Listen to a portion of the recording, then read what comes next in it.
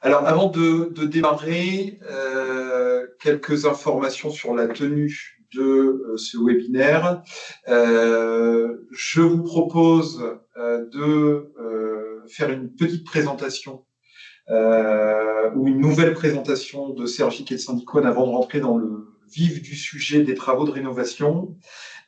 Pour faciliter les échanges, les micros et les caméras sont désactivés et je vous inviterai, si vous avez des questions, à les partager dans le chat et on essaiera autant que faire se peut et dans le délai imparti d'1 heure de répondre à tout ce qui sera possible de faire. Pour les questions auxquelles on n'aurait pas pu répondre, vous aurez dans les jours qui viennent une copie de la présentation qui sera faite ce soir et puis on reprendra les questions et les réponses que l'on peut apporter dans le cadre de cette présentation.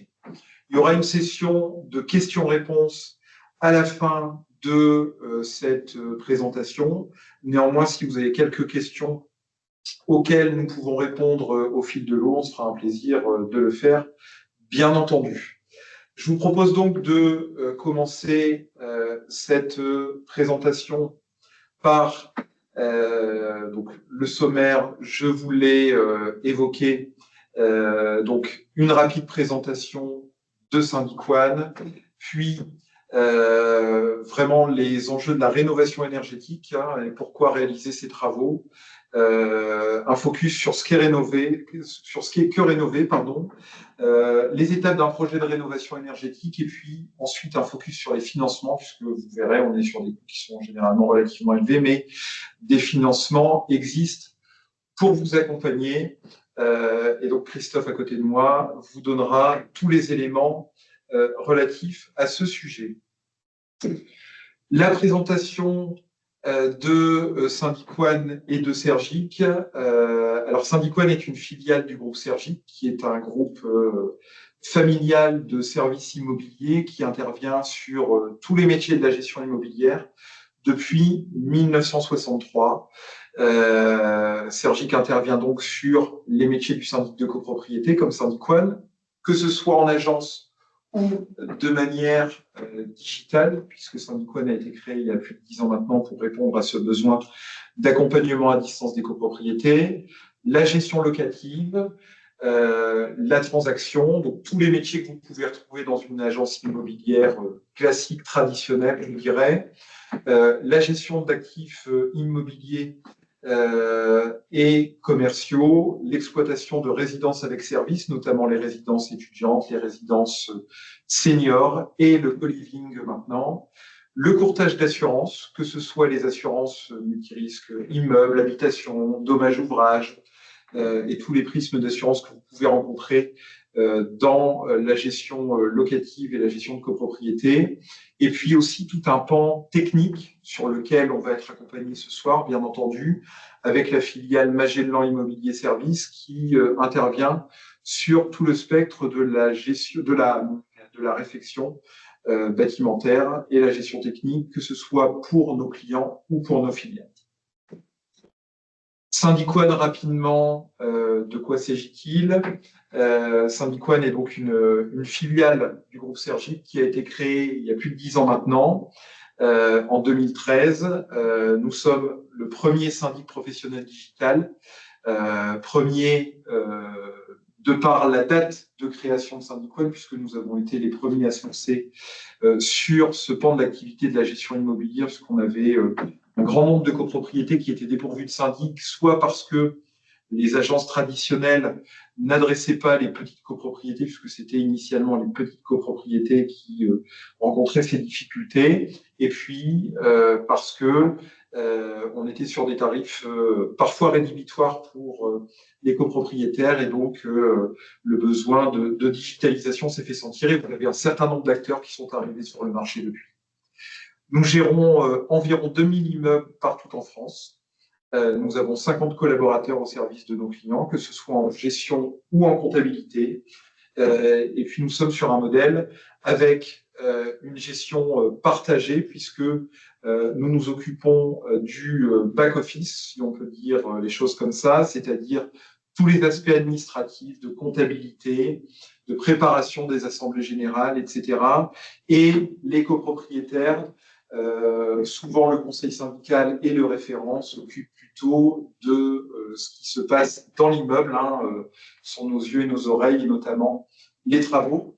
Et bien entendu, en tant que référent, membre de conseils syndicaux, vous avez un besoin prégnant d'avoir des conseils et un accompagnement technique fort pour les gros travaux qui pourront être nécessaires dans les années qui viennent, notamment avec la réglementation sur la rénovation énergétique. Et c'est tout le but de cette présentation de ce soir.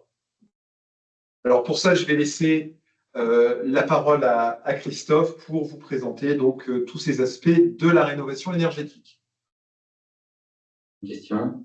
Oui, alors 2000 sur 50, 40 immeubles par collaborateur. Alors nous, on a plusieurs métiers, on a des gestionnaires, on a des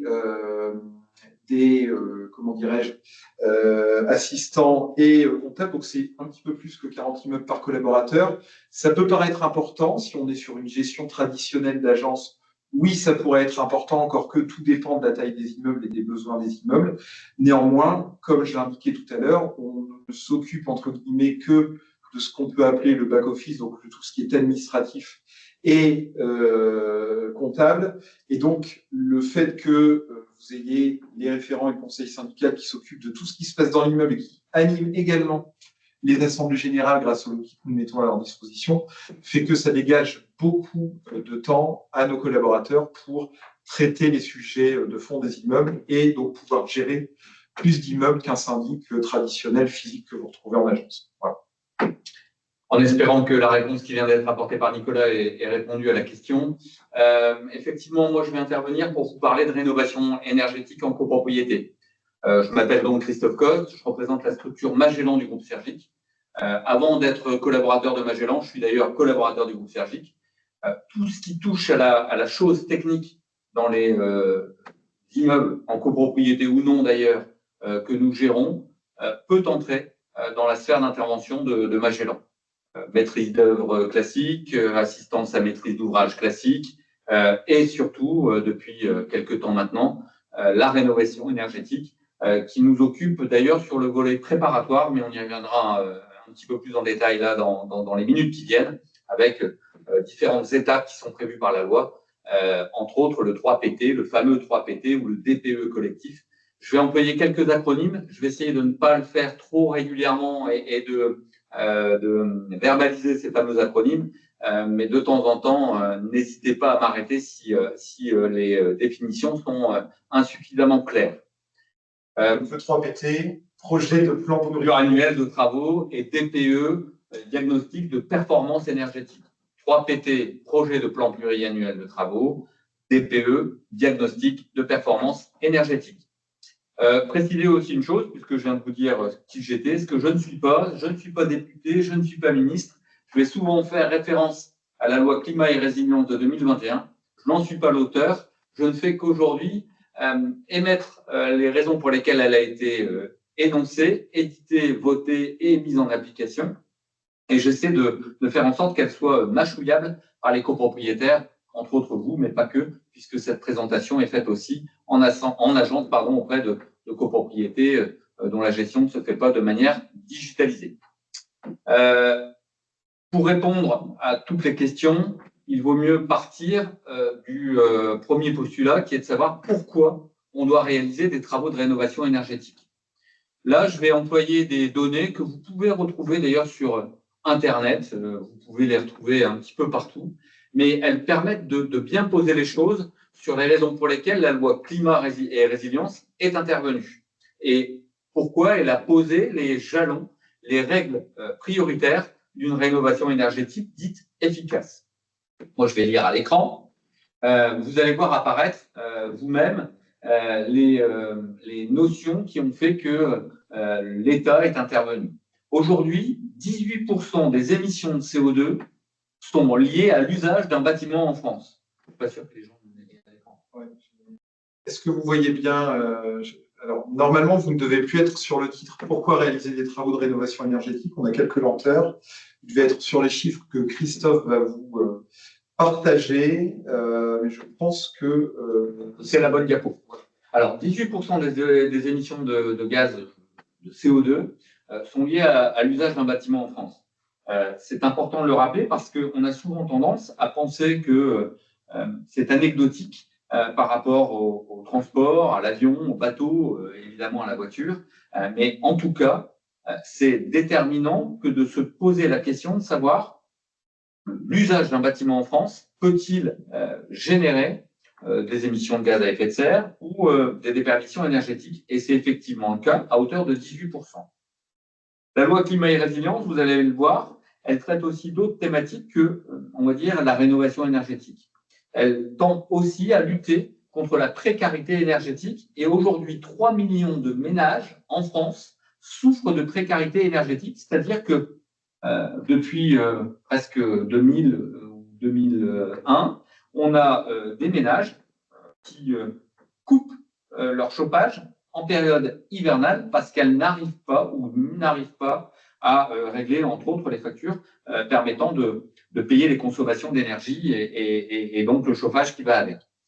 700 000 logements doivent être rénovés en France pour, atteindre l'objectif qui a été fixé par la loi climat et résilience, qui est, et je sais que ça fait souvent bondir les gens que j'ai face à moi quand je l'énonce, que tous les bâtiments d'habitation en France doivent être en étiquette énergétique A, voire B, à 2050. Mais 700 000 logements doivent être rénovés. Le nombre moyen de logements pour une copropriété en France, c'est entre 40 et 50. Vous divisez 700 000 par 40 ou 50, vous voyez combien d'immeubles doivent être traités pour que la question soit définitivement réglée, si tant est qu'elle puisse être définitivement réglée de toute façon. Le chiffre que je vais énoncer est déterminant aussi. 45% des consommations énergétiques sont liées à l'habitation en France, au secteur de l'habitation en France.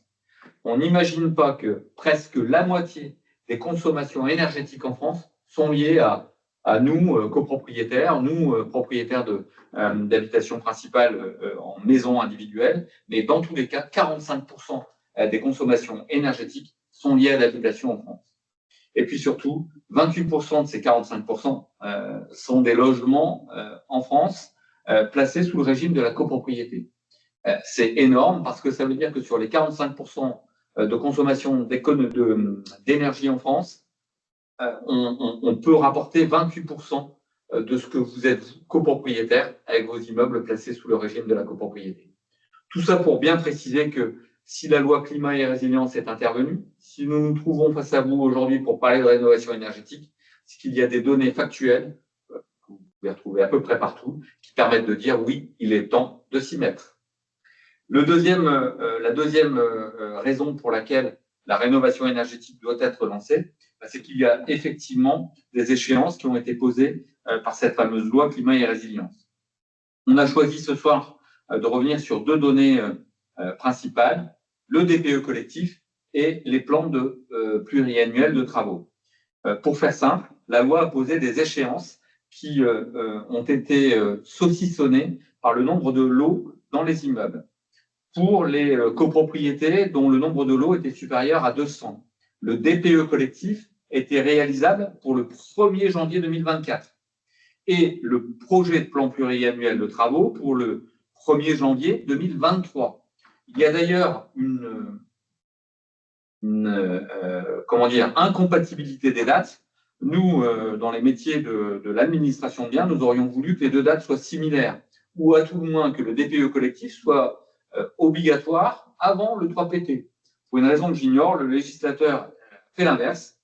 Il n'en demeure pas moins que pour les immeubles dont le nombre de lots est supérieur à 200 logements, de toute façon, et le DPE collectif maintenant et le projet de plan pluriannuel maintenant depuis 2023 sont obligatoires.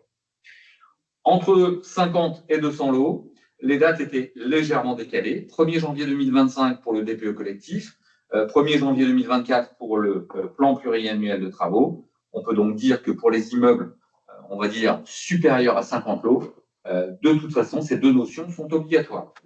Pour les immeubles dont le nombre de logements est inférieur ou le nombre de lots principaux est inférieur à 50, là, il y a un petit décalage. On est au 1er janvier 2025 pour le projet de plan pluriannuel de travaux et le 1er janvier 2026 pour le DPE.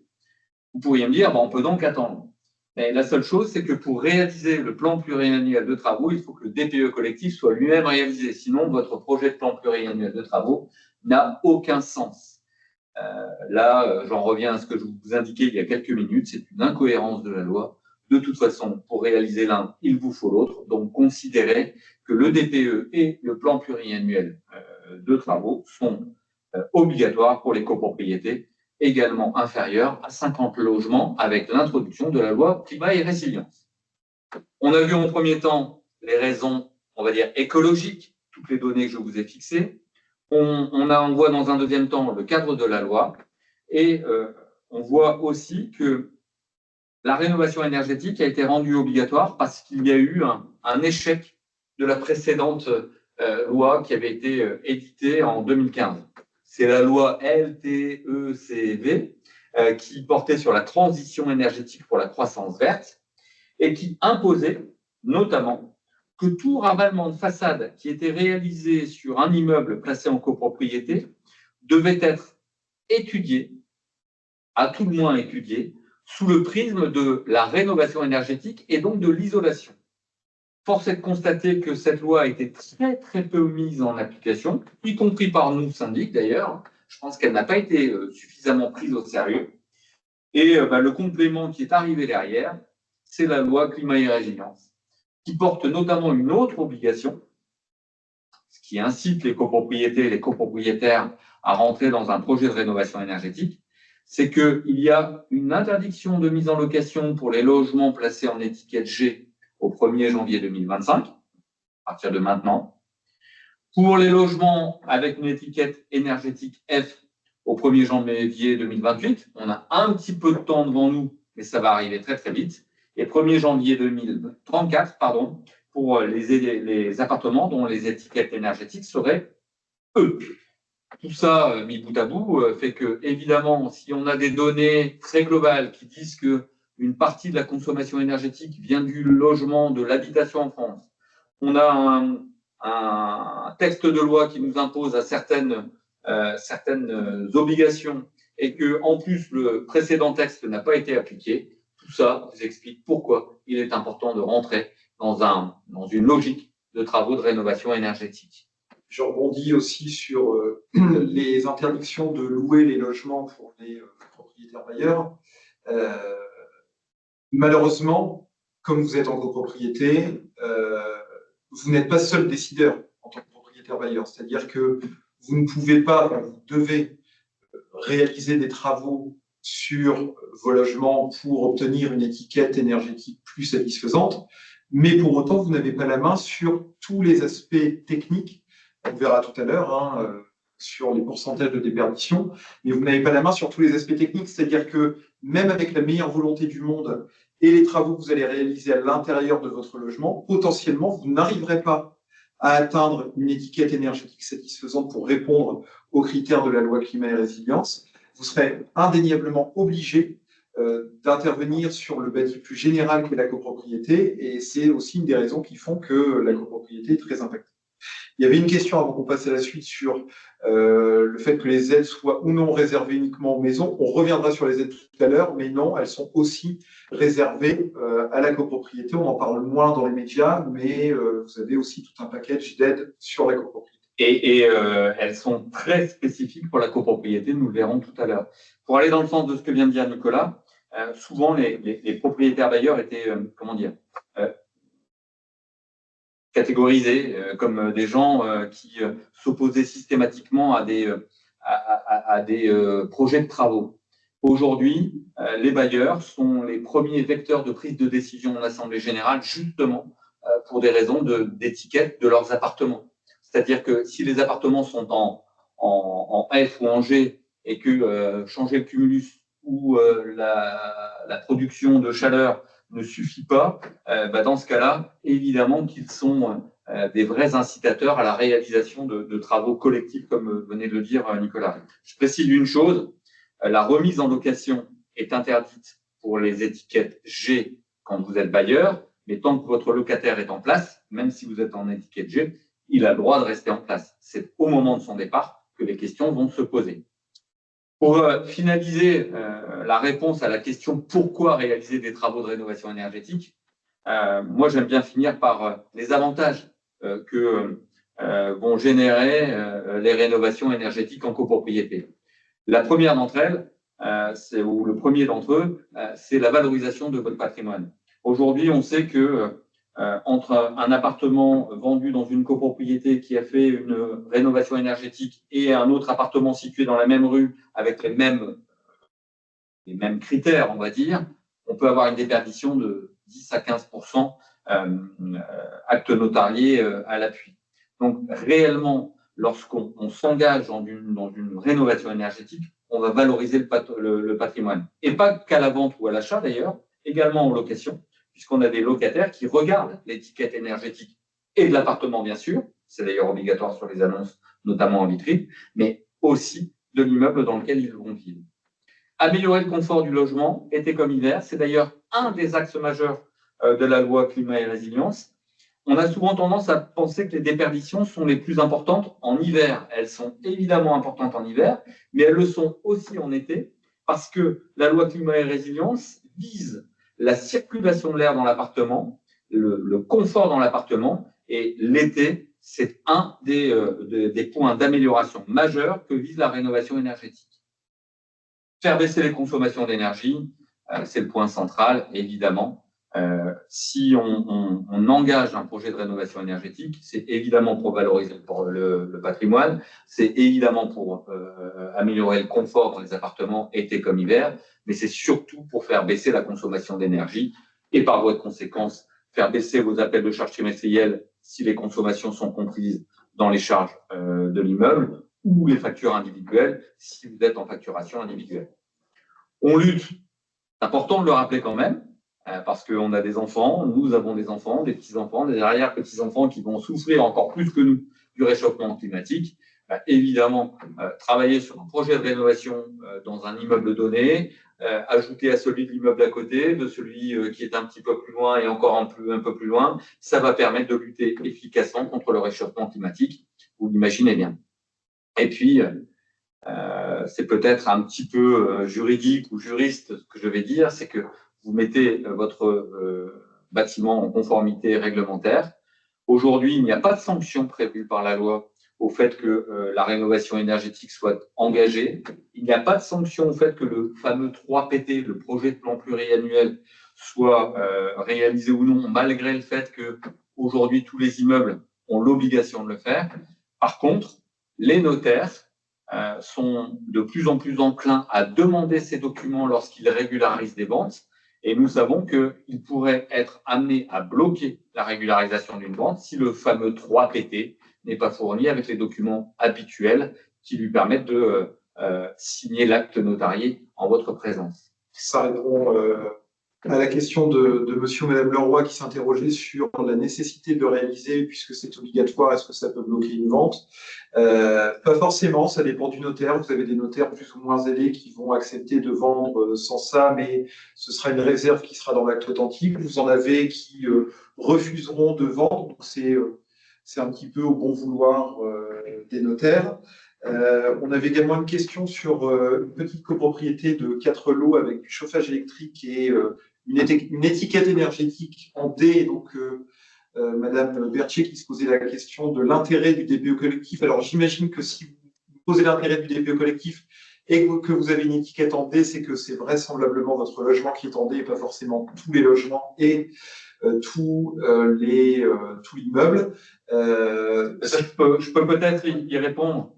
L'étiquette énergétique D est l'étiquette qui, selon moi, présente le plus d'intérêt lorsqu'on présente un 3PT et un DPE collectif. Parce qu'on a souvent tendance à se dire, il n'y a rien qui va mal, et les scénarios qui sont proposés au travers du DPE collectif sont souvent moins importants ou moins évidents que pour une étiquette F et G. Or, on se rend compte au gré des présentations, puisque je fais des présentations de 3PT et de missions d'AMO, on le verra après MaPrimeRénov', on se rend compte que les étiquettes D, finalement, elles peuvent être travaillées de manière très, très efficace pour aller chercher une étiquette A, peut-être même beaucoup plus facilement que pour du F ou du G. Vous le verrez tout à l'heure, et à la limite, Mme Berthier, si vous avez besoin d'exemples, on pourra peut-être vous en donner. Les étiquettes D, contrairement à ce qu'on pense, elles sont très intéressantes pour un projet de rénovation énergétique. Le 3PT, il peut aussi vous servir comme document de suivi de l'évolution technique à donner à votre bâtiment, indépendamment de la rénovation énergétique. Vous le verrez, il y a le bâtimentaire, le technique pur, le sécuritaire, l'architectural qui sont visés au travers du 3PT. C'est-à-dire que ça peut être un document qui vous permet, avec votre syndic, d'amener des actions sur l'électricité, sur la serrurerie. Ça ne va pas que sur le volet énergétique. Ça peut être aussi un très, très bon document de travail pour vous qui vous intéressez à la vie de votre copropriété. Je vous propose qu'on avance. Vous allez voir, il y a des réponses aux questions que vous posez au travers du chat. On va y répondre progressivement avec les prochains slides. Je garde la question de monsieur ou madame Le Soin sur le logement G. On y reviendra un petit peu après. On a d'abord répondu à la question pourquoi réaliser des travaux de rénovation énergétique. Je le rappelle, un contexte écologique, un contexte légal, des obligations notamment pour les bailleurs, et puis des avantages qu'on peut y trouver, notamment la valorisation du portefeuille. Ensuite, une fois qu'on a posé ou répondu à cette question, on va se demander qu'est-ce qu'une rénovation? Et pour répondre à cette question, il faut regarder où se trouvent de manière générale, générique, les principaux éléments, les principales sources de déperdition énergétique d'un immeuble. Vous le voyez à l'écran, et ça, vous pouvez le trouver d'ailleurs sur Internet. C'est un document qui est même, je crois, celui-là de l'ADEME ou de l'ANA. Les 6 causes principales de déperdition sont la ventilation en moyenne pour 24% en France, les fenêtres pour 20% en France, avec la nature privative souvent dans les règlements de copropriété, mais aussi une loi qui a évolué avec un article 25-G, me semble-t-il, qui peut obliger les copropriétaires, même si le châssis de fenêtre est privatif, à changer le châssis de fenêtre. Les murs de façade, 31%. La toiture, seulement pour 8%. On a souvent tendance à penser que c'est la toiture le vecteur essentiel de déperdition énergétique. Eh bien non. Et on le voit d'ailleurs au travers des DPE que nous rendons ou pour lesquels nous faisons des restitutions. Les ponts thermiques, qui sont un des points des murs, en fait, il convient d'additionner le 31% et le 9%. Les ponts thermiques, c'est la jonction entre, on va dire, la dalle qui fait le plafond de l'appartement du dessous et donc le sol de l'appartement du dessus, avec le voile béton faisant office de façade. Cette jonction peut être plus ou moins bien isolée et c'est ce qui génère les fameux ponts thermiques. Et enfin, les planchers bas, vous avez tous des coursives de caves, des passages de voitures mal isolés et cela génère des déperditions à hauteur de 9%. Vous voyez que c'est surtout sur la gauche du bâtiment qu'on vient de voir que les déperditions se font. Ça tombe bien parce que pour qu'une rénovation énergétique soit jugée efficace, notamment dans le cadre de l'obtention des subventions, il faut traiter 6 des 7 points que vous avez là à l'écran. Il faut que votre maître d'œuvre dise « j'ai étudié 6 des 7 points qui figurent sur l'écran ». Pas forcément avec succès, parce que parfois on peut se dire je vais regarder ce que peut donner une modification sur le chauffage, et malheureusement ça ne donne rien, mais au moins prouver qu'on les a étudiés. Ces 7 points clés, ils collent avec les précédents. C'est l'isolation des murs, ça tombe bien. On a 30% des déperditions qui viennent des façades. Les fenêtres, on l'a vu, 20%, ça tombe bien, ça doit être étudié. Le chauffage et la production d'eau chaude sanitaire, on ne l'a pas vu dans le point précédent, mais ça doit être étudié. L'isolation de la toiture, 8% des déperditions viennent de là, ça tombe bien. La ventilation, on était à 34% si mes souvenirs sont bons, c'est un point à étudier en priorité. Et l'isolation des planchers, 9%. La loi climat et résilience est très bien faite. Elle impose à une copropriété qui veut rentrer dans un projet de rénovation énergétique d'étudier 7 points clés, et ces 7 points clés, en tout cas une partie d'entre eux, correspondent aux déperditions les plus connues de vos bâtiments. Donc la loi est très bien faite. Ensuite, pour qu'une rénovation énergétique soit jugée efficace, il faut qu'elle soit performante. Pour qu'elle soit performante, il faut qu'elle tende à atteindre le A ou le B, et c'est bien l'objectif qui est posé par la loi climat et résilience. À 2050, il faudrait que tous les bâtiments d'habitation en France aient atteint cette étiquette. Ça répond donc à une question qui a été posée tout à l'heure par Madame Berthier, je pense. Est-ce que ça vaut la peine pour une étiquette D? Oui. D'une certaine manière, oui. Écologiquement, je n'en parle évidemment pas. Mais souvent, les scénarios qui sont proposés peuvent permettre d'aller les chercher. On doit étudier 6 postes de travaux, comme on l'a vu. Ça ne veut pas dire qu'on va tous les faire, mais on doit amener la preuve qu'on les a étudiés. Et puis, on doit surtout veiller pour que le projet soit réputé efficace, à ce que la circulation de l'air soit effective, efficiente et bonne dans les appartements. D'où d'ailleurs le fait qu'on ait 34% de déperdition énergétique.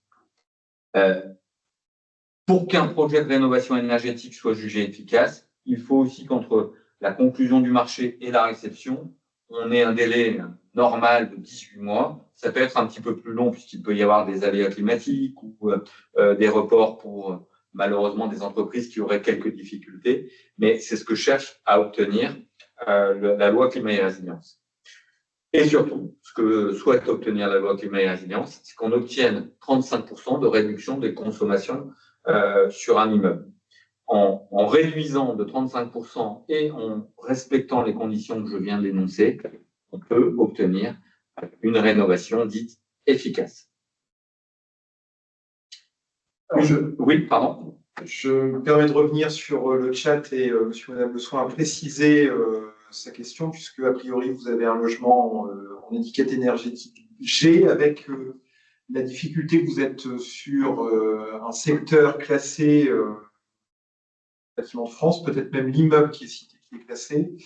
Et donc, effectivement, ça peut poser des difficultés majeures, notamment pour les rénovations extérieures qui ont un impact sur l'aspect visuel, puisque l'architecte des bâtiments de France doit se prononcer d'ailleurs, il doit se prononcer également sur les travaux intérieurs. Je parle en connaissance de cause pour avoir eu cette difficulté sur un immeuble du Vieux-Lille. Et donc, la question était de se dire, est-ce qu'on peut mettre une clim réversible puisque l'isolation intérieure va réduire la surface? Alors, n'oubliez pas qu'on parle de consommation énergétique et que pour une climatisation, d'une part, ça consomme de l'énergie, c'est pas anodin, c'est un petit peu comme un radiateur, que pour une climatisation, vous devez avoir un bloc extérieur et que par conséquent, si vous mettez une climatisation, il faudra que vous ayez un bloc extérieur et que l'architecte des bâtiments de France risque de ne pas trop apprécier cette installation.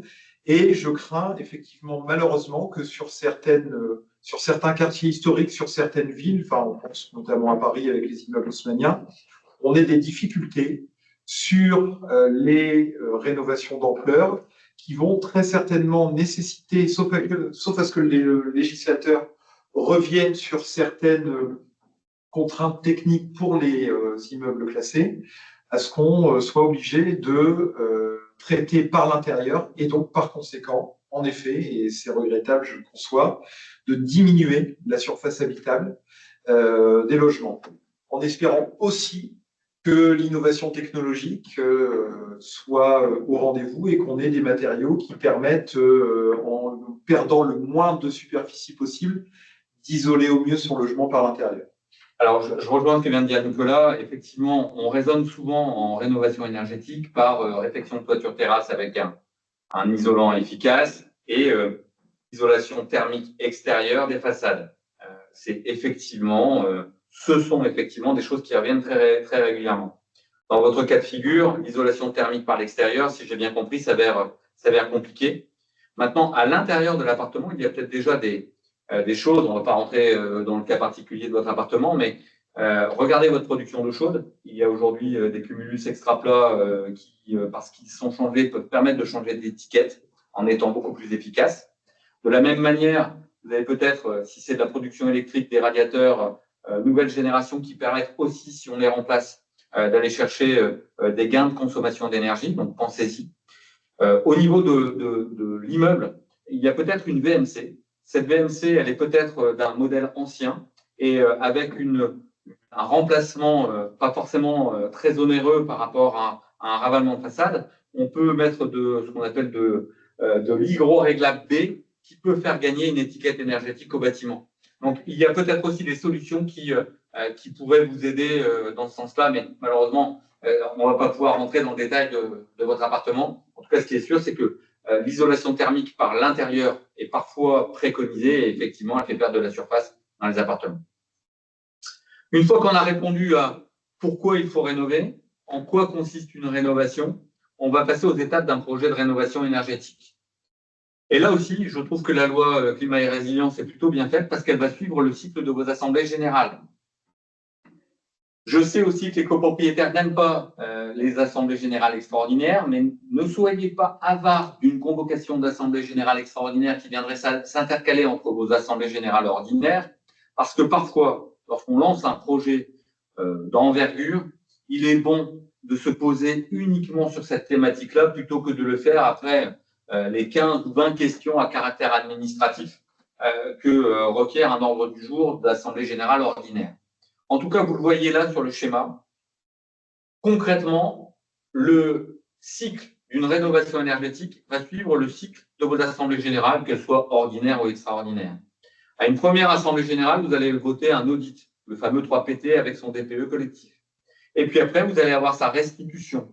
Si vous décidez d'aller plus loin, vous devez d'abord voter votre 3PT qui va se transformer en 2PT, de projet de plan pluriannuel de travaux. On va faire un plan pluriannuel de travaux qui peut avoir une incidence d'ailleurs sur votre fonds de travaux, mais surtout, c'est la première étape qui doit être étudiée lors de la deuxième assemblée générale pour se dire oui ou non, on a intérêt ou non à se lancer dans un projet de rénovation énergétique. Et puis là, on vote la participation d'un AMO MPR, assistant à maître d'ouvrage MaPrimeRénov', pour justement évoquer le volet des subventions que vous pouvez ou non obtenir, parce que de toute façon, il vous faudra passer par une étape de ce type-là. Et puis ensuite, le vote des travaux. N'oubliez jamais que de toute façon, comme pour tout chantier en copropriété, il y aura un vote en assemblée générale après l'étude. C'est-à-dire que même si vous avez effectivement dépensé l'argent relatif à un 3PT, l'argent relatif à un AMO MaPrimeRénov', vous pouvez quand même stopper en ne votant pas le chantier. C'est une sécurité. Évidemment, si le chantier, ou en tout cas si les devis qui vous sont proposés semblent correspondre au projet de rénovation énergétique, il faudra les voter et là, vous rentrerez dans la troisième phase, qui est la phase bleu clair, qui est la phase de réalisation des travaux. La phase bleu foncé correspond à ce que souhaite obtenir la loi climat et résilience, c'est-à-dire la vie tranquille dans un appartement qui vous apporte tout le confort, la circulation de l'air et une consommation énergétique baissée. Le schéma que vous voyez là est un peu le même, mais on va dire placé horizontalement. On a une première phase qui est un état des lieux et qui commence avec le 3PT. On a une deuxième phase qui est effectivement la phase de matérialisation de l'AMO-MPR et du maître d'œuvre, la phase de réalisation du chantier et la phase de vie dans les appartements et dans l'immeuble rénové. Tout part, en fait, de la première étape. Et cette étape, c'est l'état des lieux et le diagnostic. Le premier point, on l'a vu avec les obligations légales au 1er janvier 2025, au 1er janvier 2026, etc., etc. Je ne vais pas revenir en arrière. C'est le diagnostic de performance énergétique collective. Il doit voir l'état initial de la copropriété, poser les consommations du bâtiment et vous aider à y voir plus clair en vous posant une étiquette énergétique. Et puis, établir des scénarios, souvent un ou deux, pour dire comment on peut faire évoluer l'étiquette énergétique. C'est là que je reviens à l'étiquette D de Madame Berthier tout à l'heure. Souvent, les scénarios qui sont posés dans le DPE permettent d'aller chercher à partir du D, c'est pour ça qu'il est intéressant, l'étiquette A ou l'étiquette B. Il est obligatoire, on l'a vu avec les dates du janvier 2024, janvier 2025 et janvier 2026. Mais votre diagnostic de performance énergétique, il va s'adosser à une deuxième étape, qui est le 3PT en tant que tel. Le 3PT, c'est tout simplement une visite technique du bâtiment. Alors, quand je le dis tout simplement, c'est évidemment très relatif. Ça requiert un constat visuel fait par un de nos auditeurs, si c'est Magellan qui le fait pour vous, par un de nos auditeurs sur place. Et ce projet de plan pluriannuel, c'est pour ça que je rebondis sur la question qui a été posée tout à l'heure, il peut vous aider évidemment dans une rénovation énergétique, mais également sous d'autres prismes. La sauvegarde de l'immeuble, l'entretien des parties collectives et des équipements communs, et bien sûr l'amélioration de l'étiquette énergétique. C'est d'ailleurs pour ça que souvent vous avez des scénarios qui sont différents entre le DPE collectif et le projet de plan pluriannuel de travaux. C'est évidemment lié à un tronc commun, l'économie d'énergie, mais dans le projet de plan pluriannuel, on a un spectre beaucoup plus large, entre autres avec la sauvegarde de l'immeuble. Il peut y avoir des questions architecturales, d'accessibilité PMR, par exemple, qui relèvent du 3PT que vous n'aurez pas dans le DPE collectif. L'idée est que la jonction des deux, la synthèse des deux, vous permette de vous dire est-ce que j'entre ou non dans un projet de rénovation énergétique et si je n'y entre pas, en quoi le 3PT peut m'aider à mieux traiter l'état de mon immeuble.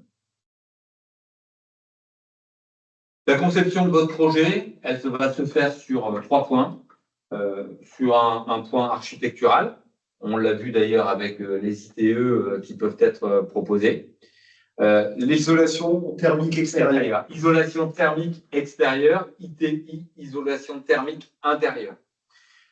Les fluides et l'étude thermique, effectivement, si vous décidez d'aller dans un projet de rénovation énergétique, vous avez beau avoir fait un DPE ou un 3PT, les deux d'ailleurs, il faudra certainement un audit énergétique pour vraiment bien finaliser les scénarios. Et ça va se faire aussi sur un volet financier avec les fameuses subventions qu'on peut obtenir ou non. Et c'est d'ailleurs pour ça qu'on parle souvent d'un AMO, d'un assistant à maître d'ouvrage, qui est un maillon rendu obligatoire là aussi par la loi, parce qu'il va venir vous aider. Ce sera plus seulement votre syndic, ce sera l'AMO qui viendra vous aider à traiter toutes ces questions-là, notamment en termes de subventions. D'où la possibilité de gérer un programme de rénovation de l'immeuble ou de rénovation énergétique, quand bien même vous avez fait le choix d'un syndic en ligne, puisque sur ce type de travaux, que vous ayez un syndic traditionnel physique en agence ou un syndic digital, vous aurez toujours un assistant maîtrise d'ouvrage, potentiellement un maître d'œuvre, au vu de la taille et de la difficulté des travaux. Voilà, donc c'est un accompagnement qui est tout à fait possible. Et vous pouvez vous dire, parce que je l'ai souvent en assemblée générale, parmi les irritants qui peuvent avoir lieu, c'est ouais, mais on a un 3PT, on a un DPE collectif, on nous dit qu'il faut un AECO MPR, un assistant à maître d'ouvrage MaPrimeRénov', il faut un maître d'œuvre. Oui, mais ça permet à l'État et au pouvoir public, de manière générale, d'avoir la certitude, au moment de dire oui, on peut vous subventionner à hauteur de parfois 60% du montant total du chantier, d'avoir la certitude que le dossier de rénovation énergétique a été travaillé vraiment sérieusement, avec des engagements forts d'obtenir une réduction des consommations d'énergie avec une signature d'un assistant à maître d'ouvrage et d'un maître d'œuvre pour en attester. C'est vraiment important, il faut que vous l'ayez à l'esprit. Ça peut vous paraître beaucoup, mais c'est vraiment pour que les pouvoirs publics aient la certitude que le projet est viable et sera efficace. Sachant que tout le monde ne peut pas s'improvisionner un assistant maîtrise d'ouvrage. Bien sûr. Aller chercher des subventions aujourd'hui, c'est un vrai métier. Bon, là, on vous rappelle l'étape 3 et la réalisation du chantier. Il y a évidemment une préparation avec les états des lieux, l'organisation sur place. le suivi du chantier, et là, le maître d'œuvre trouve toute sa place, évidemment, avec les fameuses réunions de chantier et le respect du coût des prestations, et puis la réception, les éventuelles réserves et le suivi des réserves. Ça, ce sont des choses qu'on retrouve même dans des travaux qui n'auraient rien à voir d'ailleurs avec une rénovation énergétique. Et la réception de chantier qui fait démarrer les délais légaux de garantie, garantie de parfait achèvement et garantie décennale qui, je le dis très rapidement, j'ouvre rapidement une parenthèse que je vais refermer, n'exonère pas de la souscription d'une assurance dommage ouvrage. On reproche souvent de me proposer d'être un petit peu ferme sur ce sujet-là, mais la loi Spinetta impose à tout maître d'ouvrage la souscription d'une assurance dommage ouvrage, quand bien même les travaux ne sont pas d'une importance extrême, mais qui relèvent de la garantie décennale. Et ça, c'est vraiment une obligation. Et c'est la raison pour laquelle notre gestionnaire est parfois un petit peu lourd, si je puis dire, avec cette obligation. Alors, referme la parenthèse. Je réponds à une question, une remarque sur le fait que la loi soit bien faite, selon moi, dans le volet et du planning et, on va dire, du traitement des thématiques qui génèrent les déperditions énergétiques, parce qu'effectivement, selon moi, elle est plutôt bien faite, parce qu'elle suit le cycle de la vie de votre immeuble. Sur le volet du reste à charge et de ce que la loi prévoit, on va y venir après en termes de subventions. On peut toujours faire mieux, mais elle a quand même prévu des choses et on va y venir après. Donc, je vois le commentaire. Évidemment, il y aura toujours un reste à charge. Évidemment, il sera toujours trop lourd, mais la loi a quand même prévu un mode de financement qu'on va aborder d'ailleurs immédiatement. En fait, vous avez deux types d'aides qui sont en fait serrées en fonction de la provenance. Ou plutôt, pas de la provenance, mais de à qui elles vont. Vous avez d'abord les aides collectives et puis après les aides individuelles. Les aides collectives, elles sont plutôt de trois ordres. Vous avez au niveau, on va dire, national, MaPrimeRénov' copropriété. Je pense que tout le monde a entendu parler à la radio de MaPrimeRénov'. On entend aussi dire que c'est un mécanisme qui disparaîtra dans l'année. Nous, on n'en a aucune certitude, mais de toute façon, on sait qu'il sera remplacé et qu'il portera un autre nom. Mais dans tous les cas, vous avez un mécanisme qui s'appelle MaPrimeRénov'. Pour faire simple, si vous obtenez plus de 35% pour des copropriétés dites normales, 35% de réduction de consommation d'énergie, vous pouvez aller jusqu'à 40% de prise en charge du montant total des travaux par MaPrimeRénov'. Si vous allez à 50%, 60% de prise en charge. Je trouve que c'est déjà assez intéressant et ça peut être complété par les fameux C2E, certificats d'économie d'énergie, qui peuvent venir compléter le dispositif, qui sont en fait des droits à polluer, qui sont payés par des entreprises dites polluantes pour financer des projets de rénovation énergétique. On imagine Total, EDF, des sociétés de ce type-là, qui vont, on va dire, aider d'autres qu'elles-mêmes à financer des travaux de rénovation énergétique via les C2E. Et puis après, vous avez les aides collectives et territoriales. Je ne vais pas rentrer dans le détail aujourd'hui, mais la communauté d'agglomération de Reims aura des aides territoriales spécifiques qui seront peut-être un petit peu différentes de celles de Lille, de Marseille, mais en tout cas, vous avez des aides collectives et tout ça, c'est votre assistant maître d'ouvrage MaPrimeRénov' qui, une fois que vous l'avez nommé, va aller les collecter. Aujourd'hui, pour vous donner un ordre d'idée, on a des gros dossiers qui se lancent, notamment à Authois-Tivoli à Amiens. On a des restes à charge. Alors, on parle de gros immeubles et de gros chantiers. On est sur 8,5 millions de réalisation de travaux. On est bien loin de petits immeubles, hein, évidemment, mais on a des restes à charge qui sont inférieurs à 500 €. Le reste à charge dépendra évidemment de toutes les aides qui pourront être collectées. Sachant que les aides copropriétés sont complètement décorrélées des revenus des copropriétaires. Tout à fait, on parle là, c'est bien pour ça que vous avez un assistant, un maître d'ouvrage et un maître d'œuvre, on parle d'une rénovation énergétique efficace. Si elle est jugée comme telle par les pouvoirs publics, MaPrimeRénov' va jouer, les C2E vont jouer et les aides collectives territoriales vont jouer. On n'ira pas voir ce que sont les revenus des uns et des autres. En revanche, vous avez des aides individuelles qui, là, sont des compléments qui dépendront des revenus des uns et des autres. Là aussi, c'est le rôle de l'AMO-NPR que d'aller regarder en fonction notamment de ce qui figure sur les déclarations d'impôts, si oui ou non on peut mobiliser des primes supplémentaires, des subventions supplémentaires pour venir compléter, là cette fois-ci à titre individuel, les aides collectives. On pense notamment aux ménages qui seraient vraiment en difficulté ou très en difficulté. On peut obtenir jusqu'à 1 500 € pour les ménages en difficulté et 3 000 € de subventions complémentaires pour les revenus très modestes. Donc, il y a des compléments qui peuvent être apportés. Et puis, pour les bailleurs, notamment au travers de Loc'impôt, il peut y avoir des réductions d'impôts. Certains bailleurs maîtrisent ça bien mieux que moi avec le déficit foncier ou autre. Ça peut entrer en ligne de compte. Donc, vous avez des aides collectives. Alors, évidemment, il y aura toujours un reste à charge. Hein, et mon propos n'est pas de dire qu'il est important ou non. Il y aura toujours un reste à charge. Mais en tout cas, il y a des aides collectives, des aides individuelles et des défiscalisations possibles pour les propriétaires bailleurs.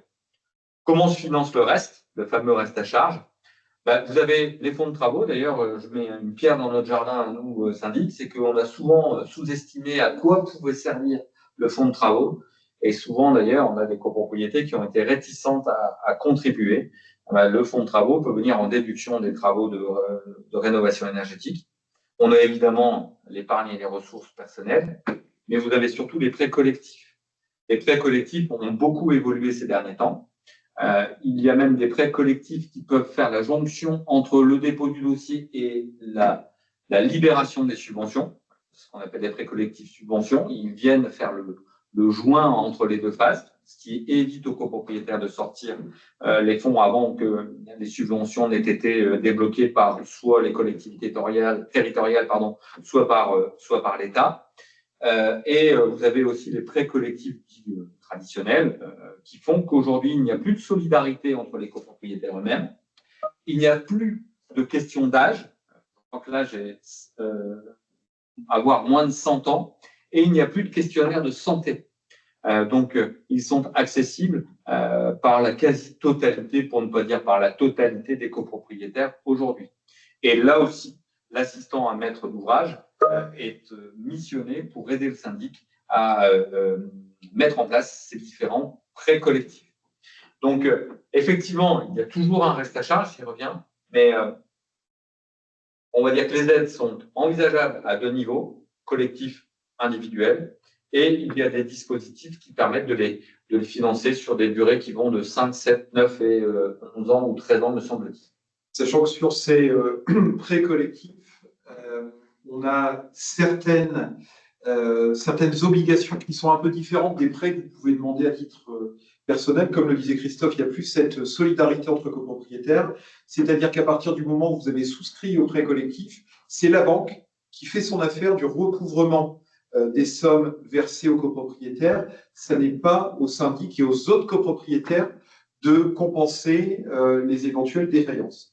On n'a pas d'obligation d'être en CDI, parce que comme le disait Christophe, vous n'aurez pas de questionnaire particulier à remplir pour bénéficier de ce prêt collectif. Il y a simplement quelques contraintes qui peuvent être plus ou moins importantes. Alors, on doit d'abord s'assurer que vous êtes à jour de vos charges. C'est-à-dire que lorsque l'on va souscrire à un prêt collectif pour plusieurs copropriétaires, la banque va nous demander d'attester que vous êtes à jour de vos charges. Donc, à partir du moment où vous avez un reliquat de charges, malheureusement, vous ne pourrez pas en bénéficier parce que vous ne serez pas à jour de vos charges et le syndic ne va pas faire une fausse attestation puisqu'il est responsable. Et il y a un minimum à financer. C'est-à-dire que, de mémoire, vous devez être minimum 2 copropriétaires souscrivant à ce prêt collectif et 15 ou 20 000 euros de financement minimum. Quand je parle de 15-20 000 euros, c'est le financement global. Hein. C'est pas la quote-part de chacun doit être de minimum 15 ou 20 000 euros, mais c'est 15 ou 20 000 euros de financement minimum. Et ensuite, effectivement, vous êtes sur des durées plus ou moins longues. Chacun a la possibilité de choisir la durée qui lui convient le mieux. Et on est sur des taux d'intérêt évolutifs, bien entendu, comme tous les autres prêts, en fonction de la durée de ce prêt. Mais on est plutôt calqué sur des taux d'intérêt de prêt immobilier plutôt que sur des taux d'intérêt de prêt à la consommation. Vous n'aurez pas un prêt, c'était l'EM Sofinco, enfin, je n'ai rien contre ces prêts, mais vous n'aurez pas un prêt à 15% de taux d'intérêt. Voilà. Et donc, pas besoin d'être en CDI. Et puis, pour les règles de vote des différentes étapes, ben là, on est sur des majorités relatives ou des majorités absolues, mais on n'a pas besoin d'unanimité pour faire tout ça. Voilà. Et je préciserai, alors, il n'y a pas d'amende, puisque c'est une question qui a été posée, il n'y a pas d'amende prévue par la loi si le 3PT ou le DPE collectif ne sont pas réalisés. Je répète, la sanction, elle va venir progressivement par les actes notariés qui ne pourront pas être régularisés si le 3PT n'est pas fourni. En tout cas, nous, syndic, nous avons pour obligation de mettre tous les ans le 3PT à l'ordre du jour, tant que ce dernier n'est pas voté, puisque c'est une obligation de la loi. Ensuite, que se passe-t-il si un ou plusieurs copropriétaires votent contre, mais que le chantier est validé, ou en tout cas que la rénovation énergétique est validée? Duralex, c'est de l'ex, mais les copropriétaires qui votent contre seront soumis au chantier comme dans n'importe quelle autre décision d'assemblée générale d'ailleurs. Là, il n'y a pas d'autre choix possible. Vous pliez à la petite démocratie qui est la copropriété. Peut-on avoir une dispense si on souhaite louer ou vendre en justifiant le refus de la copropriété? Vous pouvez essayer, effectivement, ce sont des dispositions qui peuvent exister. Moi, je pense que la chose la plus simple est quand même d'essayer de faire évoluer votre étiquette G de manière favorable. Un DPE collectif peut-il remplacer les DPE individuels pour les logements? Non, malheureusement, non. Alors, on arrive à la fin de cette présentation. Et donc, la durée de validité du DPE collectif, de mémoire, on est sur... C'est 10 ans de validité. Et petite précision, le projet de rénovation énergétique, lorsqu'il est déposé par le maître d'œuvre, notamment pour l'obtention des subventions, est déclaratif. C'est-à-dire que si votre maître d'œuvre et votre AMO MDR vous disent nous allons obtenir 50% de réduction des consommations d'énergie, il n'y aura pas un bureau de contrôle qui viendra vérifier si oui ou non c'est bien le cas. Vous le verrez évidemment au travers de vos appels de charge, en espérant qu'il y ait vraiment une réduction des consommations et donc de la facturation. Nous ne sommes pas maîtres, vous n'êtes pas maître des cours du gaz ou de l'électricité. C'est pas parce que vous baissez les consommations que le tarif ne va pas augmenter. Ça, malheureusement, nous n'en sommes pas maîtres. Mais dans tous les cas, il n'y a pas un bureau de contrôle qui vient vérifier si oui ou non, 2 ans, 3 ans, 4 ans, 5 ans plus tard, les consommations ont bel et bien réduit dans les proportions qui ont été imaginées par le maître d'œuvre.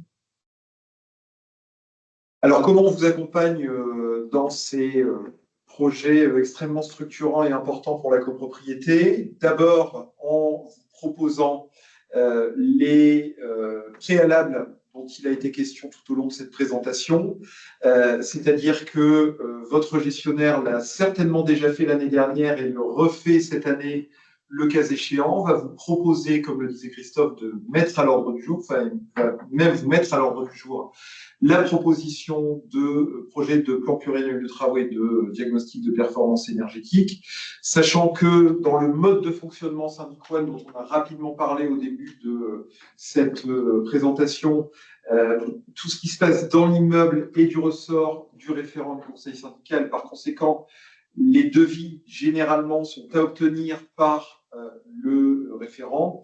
Néanmoins, comme on dispose d'une filiale qui est Magellan et que nous avons pu faire jouer l'effet de masse du portefeuille de syndicat, nous avons un contrat intéressant qui est mis à l'ordre du jour. Rien ne vous empêche, bien entendu, de faire une proposition concurrente. Et je vous encourage même à le faire pour comparer. On est ensuite dans l'attente du rapport de Magellan ou d'un autre bureau spécialisé, et vous avez ensuite la possibilité de voter ces travaux, avec, bien entendu, lorsque vous attaquez des gros travaux, la nécessité de prendre un assistant maître d'ouvrage et un maître d'œuvre le cas échéant, sachant que on parle vraiment d'ingénierie à la fois technique pour les travaux, mais aussi d'ingénierie financière, parce que cette AMO, comme on le disait tout à l'heure, va aller puiser toutes les subventions possibles et imaginables, notamment les subventions nationales et les subventions au niveau local, qui peuvent être données par une intercommunalité, par une ville, par un département, par la région. Et donc, vous apportez toute cette expérience et cette expertise pour mobiliser ces aides. Voilà. Vous parlez de tarifs importants. En effet, on est tout à fait conscient du fait que ces tarifs sont relativement importants pour des toutes petites copropriétés. Malheureusement, on est sur des choses qui sont particulièrement encadrées par la loi et qui nécessitent un travail minimum de collecte de documents, d'interprétation des documents de la copropriété, etc., de visite de l'immeuble, de visite de certains appartements, notamment pour le DPE. Et donc, c'est vraiment important. Il y avait une question sur la somme des DPE individuels. Permet-elle de faire un DPE collectif? La réponse est malheureusement non, tout comme ça ne peut pas être possible dans l'autre sens. Et puis, le 3PT est-il révisable chaque année ou à quelle fréquence il doit être actualisé? Alors, je réponds aussi sur la question des tarifs. Nous avons proposé, comme l'a dit Nicolas, nous, Magellan, mais évidemment, il peut y avoir d'autres prestataires. Hein, je vais répondre pour Magellan, une tarification déjà revue à la baisse pour les immeubles de son portefeuille, donc du portefeuille syndical. Quelque part, rien ne vous empêche, si vous le souhaitez, de faire un 3PT le plus régulièrement possible ou un DPE le plus régulièrement possible. Mais c'est 10 ans normalement avant de le revoir. Là, dans tous les cas, votre 3PT, il vous sert pour une rénovation énergétique, mais il peut vous servir pour le suivi de l'immeuble et vous partez sur un échéancier de travaux qui porte sur 10 ans. Le DPE, vous faites quand vous voulez quelque part, mais là, vous êtes tranquille pour un bon moment. Alors, on a une question sur la responsabilité des intervenants qui peuvent s'être trompés sur les réductions de consommation annoncées. Je pense qu'il n'y a pas de responsabilité des intervenants parce qu'on n'est pas sur une science exacte. En tout cas, il y a une obligation de moyens, pas une obligation de résultat. Là, on est plutôt, si vous partez sur des obligations de résultat, il y a des contrats qui existent qu'on appelle des contrats de performance énergétique. Et là, vous avez une société qui s'engage sur un contrat, sur une durée, et qui vous annonce des réductions de coûts importants. Et si les réductions ne sont pas au rendez-vous, c'est elle qui supporte. Et ce type de contrat se retrouve souvent sur des copropriétés importantes, avec un chauffage collectif, avec des équipements qui nécessitent des travaux importants et qui ne va pas forcément s'appliquer sur des copropriétés de petite taille. Mais en tout cas, il n'y a pas de responsabilité si une société s'est trompée ou pas. Sur les aides, est-ce qu'elles sont versées directement à la copropriété ou au copropriétaire? Les aides globales sont versées à la copropriété, les aides individuelles directement au copropriétaire. Et je vais insister aussi sur une question très pratique, mais qui a un impact majeur sur les finances des copropriétaires, c'est que la très grande majorité des aides sont souvent versées après la réalisation des travaux. Vous pouvez parfois avoir une partie au démarrage ou en cours de travaux, mais généralement après. Il y a donc nécessité, très souvent, malheureusement, je le conçois, d'avancer les fonds. Et donc, le syndic appellera très souvent les fonds liés aux travaux que les copropriétaires devront payer en attendant le remboursement de ces aides. Sauf pré-subvention, effectivement, on a des possibilités d'un prêt qui va attendre d'obtenir, enfin la banque va souhaiter avoir l'accord de subvention et va pouvoir vous prêter les fonds avec un taux d'intérêt, bien entendu, pour financer les travaux. Sachant néanmoins également qu'on est aussi aujourd'hui dans un espèce de goulot d'étranglement avec les études de subvention, puisque on a des délais qui se rallongent au niveau des organismes. Moi, j'ai un exemple, malheureusement, avec un immeuble, on a fait un dépôt de demande de subvention. Alors là, on n'était pas sur des travaux de rénovation énergétique, mais des travaux lourds de structure. Le dossier a été déposé au mois de septembre l'année dernière et j'ai eu confirmation qu'il passe en commission ce mois-ci. Vous voyez, on est sur une certaine élasticité des délais de traitement. Voilà. Et pour répondre à la dernière question qui a été posée, oui, il peut y avoir de l'éco-PTZ et des prêts à taux zéro pour certains cas de figure. Tout ça, je le répète, est mis en œuvre par l'assistant à maître d'ouvrage, dont c'est une des missions prioritaires. On arrive au terme de cette présentation des travaux et de la rénovation. On nous dit qu'il y a dans une autre rubrique quelques questions auxquelles nous n'avons pas répondu, effectivement, dans la rubrique questions-réponses, qui tarde un petit peu à s'afficher. Comme je vous l'indiquais au début de notre propos, on ne pourra peut-être pas répondre à l'intégralité des questions, mais on reprendra un certain nombre d'entre elles pour vous donner les réponses au travers d'une communication ultérieure. Ça ne s'affiche pas. Ah si, c'est en train de s'afficher très doucement. Hop. Alors c'est pas un rendez-vous de 15 minutes, ce que vous parliez de effectivement. Alors, je vais répondre à monsieur ou madame Merriot. 3 000 euros pour un rendez-vous, il ne faut pas réduire les 3 000 euros à un rendez-vous de 15 minutes.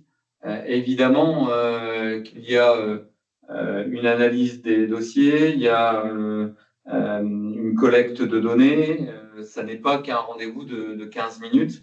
Il y a une rédaction du rapport, il y a plusieurs appartements à voir, des déplacements à imaginer. Non, il n'y a pas que 15 minutes et 3 000 euros de facturation. Je ne vais pas rentrer dans le débat là maintenant. Voilà, je vous dis juste que les 3 000 euros ne concernent pas une visite de 3 minutes, de 15 minutes, et heureusement d'ailleurs.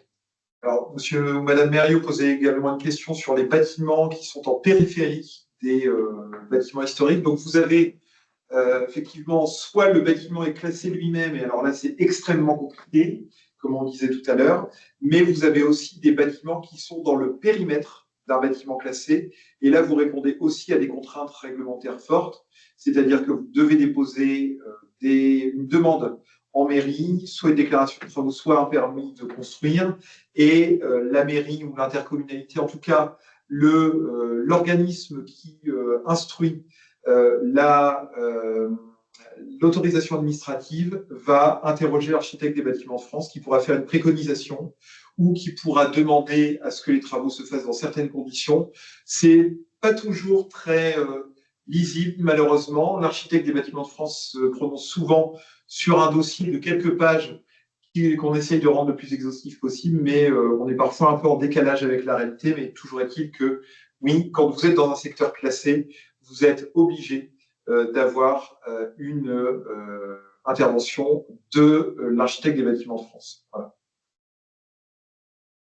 On a répondu à tout. On a répondu à tout. On avait une question, on bascule sur le chat et on finit par cette question. Puis on vous libérera. J'avais cru voir une question sur la représentation de Magellan partout en France. Alors, en ce qui concerne le DPE collectif, ou le 3PT, voire même les missions d'AMO-NPR ou de maîtrise d'œuvre. Aujourd'hui, nous intervenons sur tout le territoire national. Je suis en train de réfléchir en même temps que je vous parle, mais ne serait-ce que pour Saint-Dicoine, nous réalisons des 3PT, donc des projets de plan pluriannuel de travaux et les suites sur tout le portefeuille. Ouais, il n'y a pas de trou dans la couverture. Et donc, dans les Hauts-de-Seine, bien entendu. Oui, il y a une très forte demande d'ailleurs en région parisienne. Et ça se comprend au regard de la densité urbanistique. Pour répondre à Mme Joël qui s'interrogeait sur une éventuelle facturation de cette intervention, bien entendu, non. Il n'y aura pas de facturation, pardon. Le PowerPoint, effectivement, vous l'aurez. Il sera joint à un mail qui vous sera adressé dans les jours qui viennent. Et voilà. Alors, je vais répondre rapidement à la dernière question qui est posée, puis après, je pense qu'on clôturera. Effectivement, il peut y avoir des appartements dans lesquels des travaux ont été réalisés et d'autres non. Et il y a un échantillonnage d'appartements qui doivent être visités, notamment pour réaliser le DPE collectif. On peut mal ou bien tomber. Mais là aussi, c'est une volonté de la loi que de dire on prend une typologie à chaque étage, enfin bref, un échantillonnage assez précis. Le but, il est d'avoir quelque chose qui soit objectif. Si on ne prend que des appartements qui ont été, on va dire, refaits, et on oublie la moitié de ceux qui n'ont pas été réalisés du tout en réfection, on fausse la donnée. Malheureusement, c'est un peu le jeu. On peut plus ou moins bien tomber, mais l'idée est d'avoir quelque chose de moyen qui permette de prendre les bonnes orientations au niveau global. Bien, écoutez, je vous remercie pour votre présence, pour votre écoute et pour les questions extrêmement intéressantes et constructives de cette présentation. Merci Christophe pour cette présentation très claire comme toujours. Je le répète, le support qui vous a été présenté vous sera envoyé très prochainement. N'hésitez pas, bien entendu, à interroger votre gestionnaire qui se tient à votre disposition et qui pourra vous expliquer tout cela. N'hésitez pas aussi à interroger l'auditeur qui, si vous décidez de faire un projet de plan pluriannuel de travaux, viendra examiner. Alors, lui, c'est plus sur un aspect technique, mais vous pourrez lui poser quelques questions.